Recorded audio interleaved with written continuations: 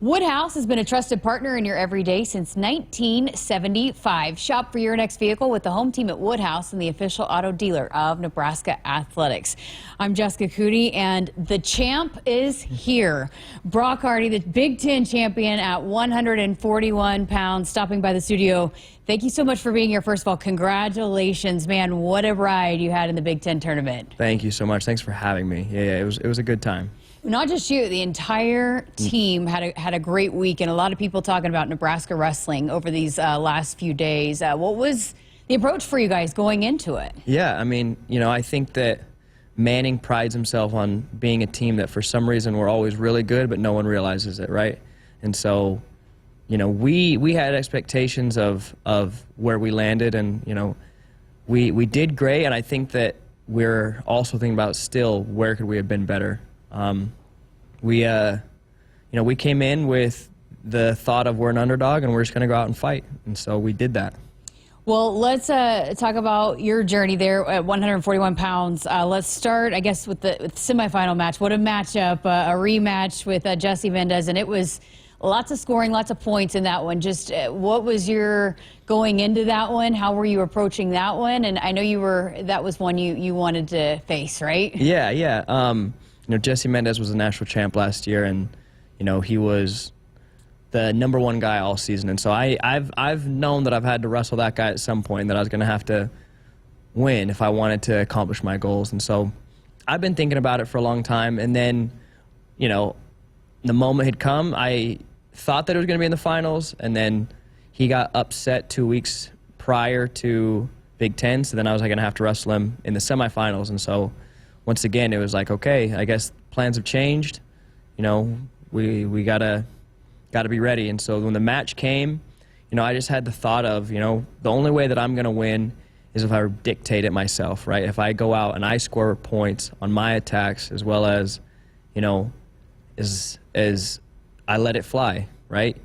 You don't slay the giant by hiding behind your shield. And so had to do my thing, I guess. Wow, I'd say so. And you won that by securing the riding point, which I cannot imagine. How hard is that?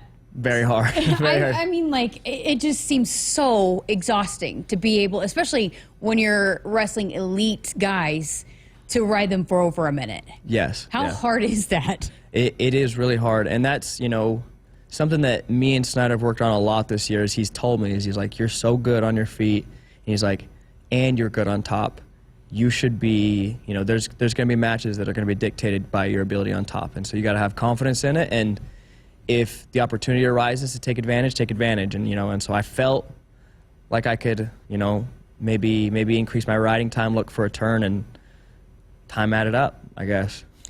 So then, then you slayed the giant. How did that feel then? You talked about it. After the semis and you're going to the finals, how was that feeling? Yeah, and so Big Tens is cool because if you win then in the semis, you have essentially the whole next day off, which sounds like a good thing, but in a way it was kind of like I have a long time to kind of try to ignore the fact that I just did something really cool and focus on something that I still need to do, right? And so it got this energy rush, but then at the same time I was like, hey, you still have a dogfight in the finals, right? You still have somebody really good to wrestle. And so it was just recentering, refocusing, and going, hey, we got one more. We got one more.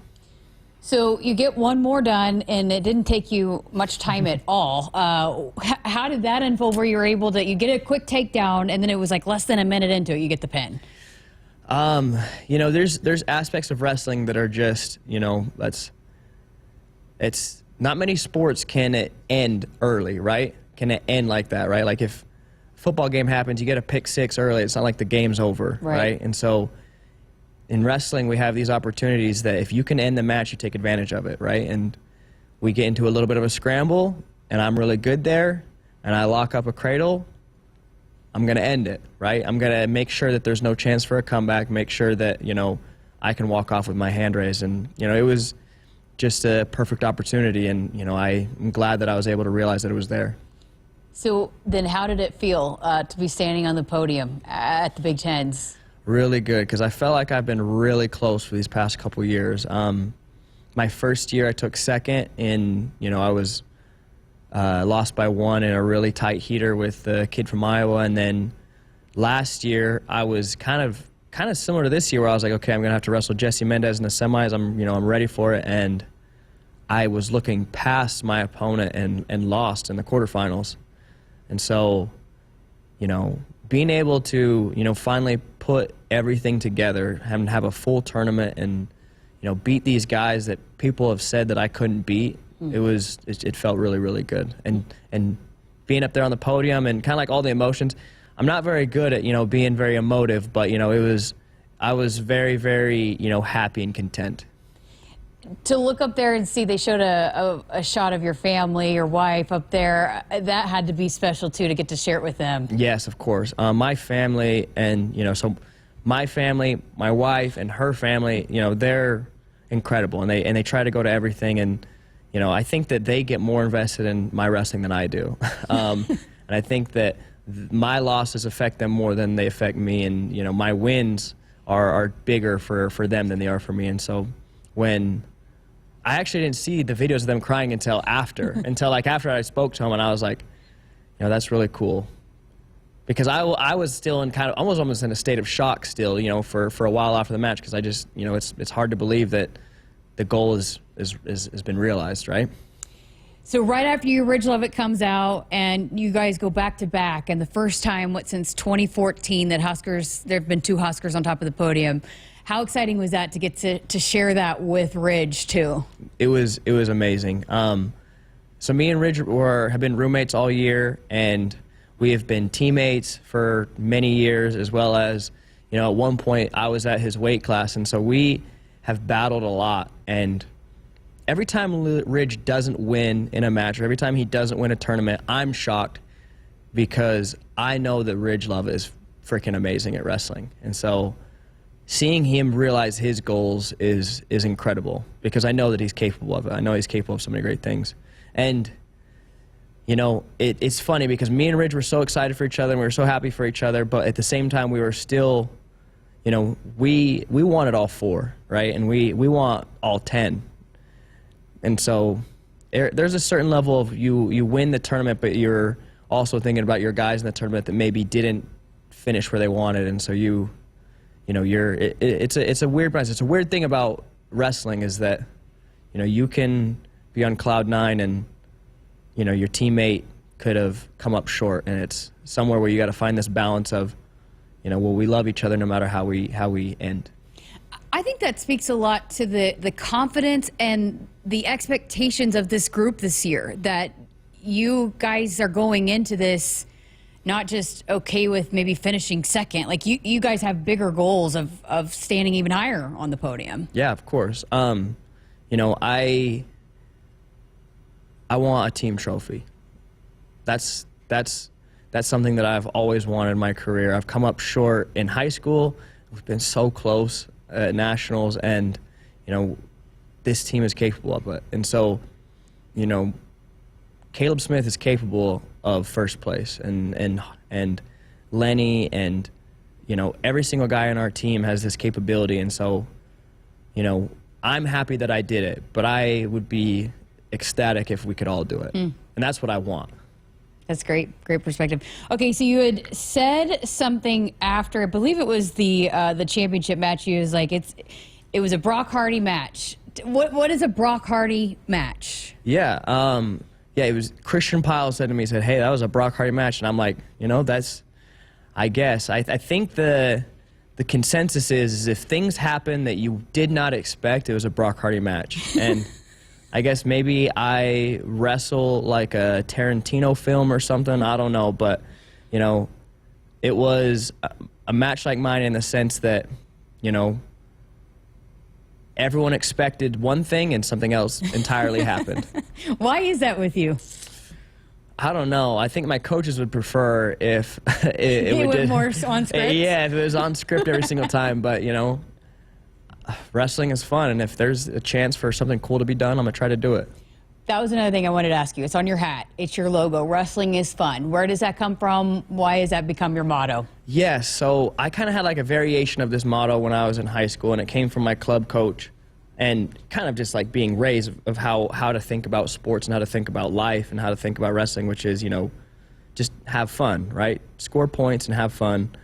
And so I remember specifically my first year on the lineup was 2022.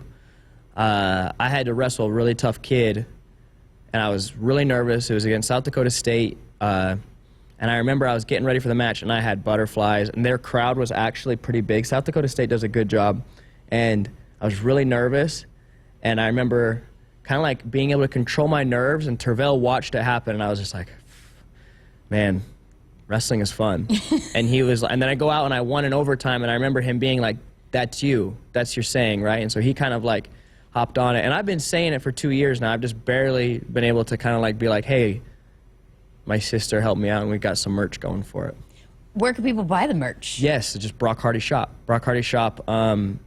It's on my Instagram bio, as well as just you type in brockhardy.shop and you'll go there. I love it. I love it. I need one of those hats. Yes. Okay, so there's a really cool moment that was posted on the wrestling social media. You got to embrace Coach Manning. Yeah. You know, and then he had to turn right around and go Coach Ridge.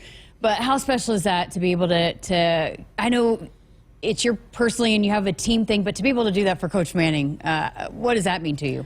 It means so much. You know, I feel like Manning has been on the receiving end of a lot of bad luck, or we've had weird moments for these past 10 years when it comes to Big Tens, and like I said, since 2014 we haven't had repeat champs, and since 2014 I think we've only had 2 champs in general, right, or maybe 3. So we haven't had that much success in championships when it comes to the Big Tens, and him seeing me do that, as well as he took a risk on me a long time ago, and he took a risk on me, and he takes a risk every single time I go out there and wrestle, because I don't wrestle like most people do, right? And so I think that to be able to give back in a way to what he's done for me, and it was incredible, as well as he's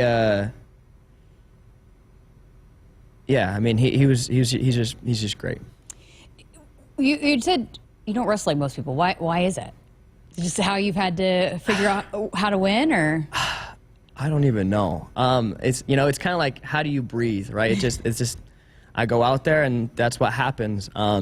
I think part of it can just be attained to, when I grew up, I was in every single wrestling room in the state of Utah, and my dad always told me Bruce Lee quotes, about how you need to just be like water and just conform to, whatever, environment you're in. And so I remember I would go to these wrestling rooms and I would try to do the moves that they were teaching.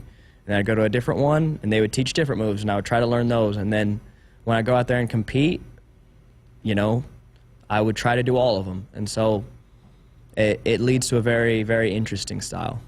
That being said, how are you different this year now that you've been one of the guys at the top of your class for a couple years now?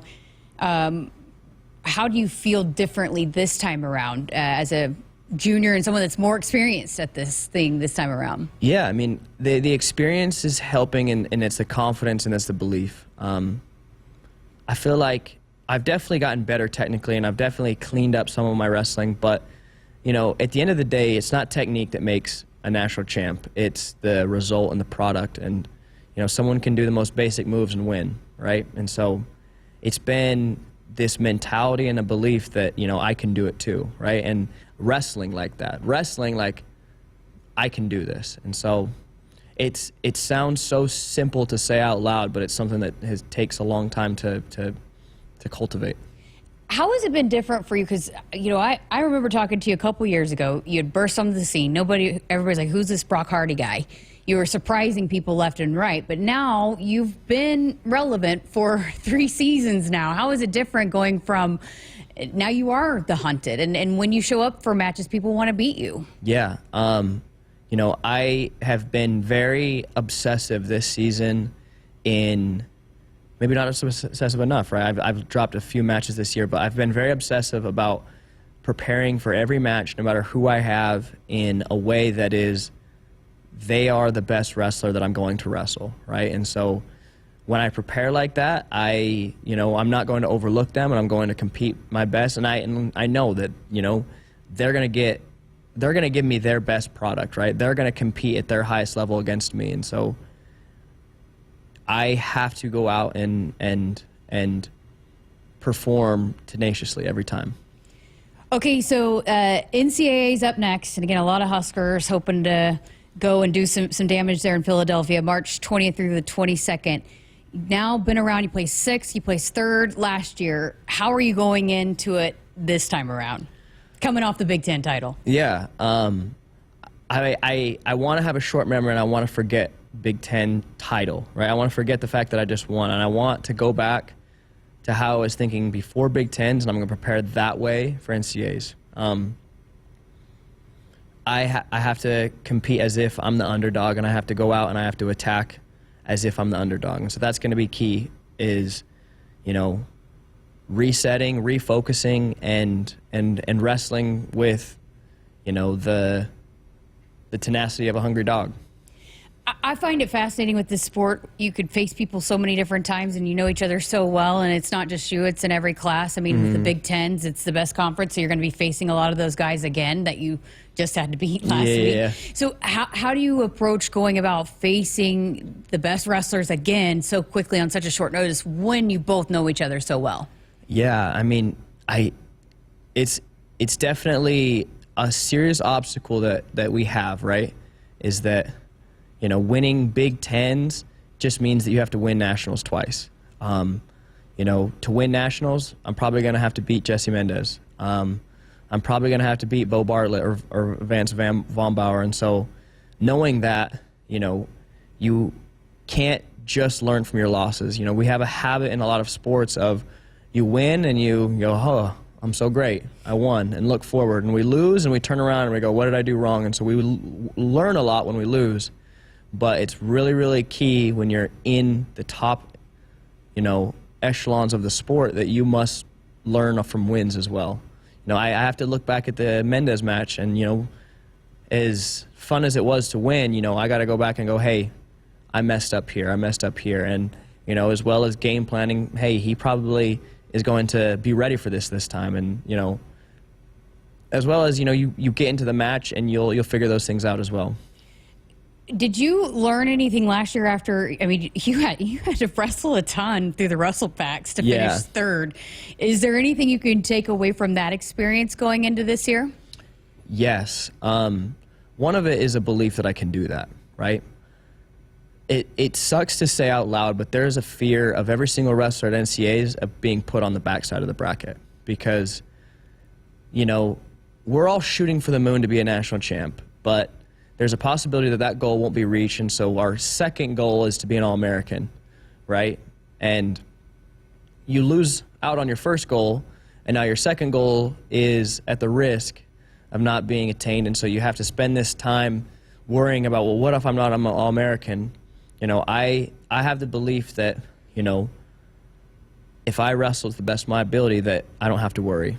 And, I think last year in the backside of the bracket is where I started to get the confidence where I am right now, right? I got wins over guys that I had struggled to beat earlier, and, the confidence that I gained there, taking third place is a feat. Yeah.